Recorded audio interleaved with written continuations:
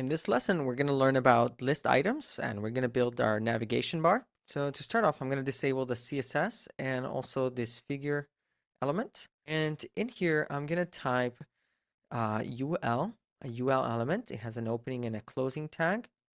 That's because it's going to contain certain elements. And those elements are LI, which stands for list item. And those have an opening and a closing tag. So UL stands for unordered list. I'm going to type here item 1, hit save. Okay, it's an unordered list, meaning it has no numbers.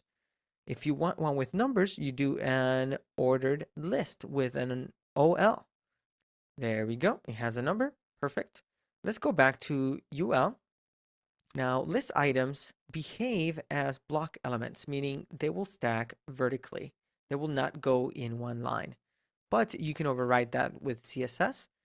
I'm going to go ahead and put this style sheet back and let's see what happened to that UL. There we go. We have it in a row. I'm going to get rid of this text that I don't need anymore. Okay, I'm going to add some anchor tags.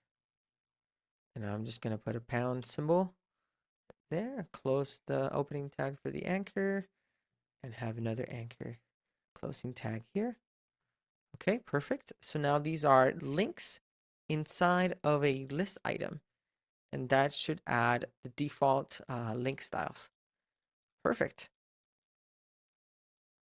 I can have this outside of my header for a different style that I've prepared. So these are different ways that you can have an app. You can have it below a header or inside a header. As a matter of fact, you could have it as a sidebar or off canvas. If you notice that all of my content is wrapped by a div that has a class of center, and that is because I have styles for sidebars. I'm just going to go ahead and type those up real quick, as well as a bar to toggle it, triggering some JavaScript functions. Let's take a look. Isn't that neat? Okay. Now I can also copy this unordered list and put it on a sidebar, for example. And let's see what that looks like. Awesome. Beautiful.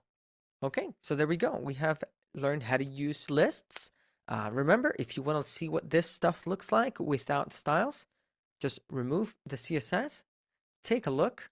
All right, there we go. We learned about list items, and how they can be used. We're going to keep building up our page on the next lesson. See you there.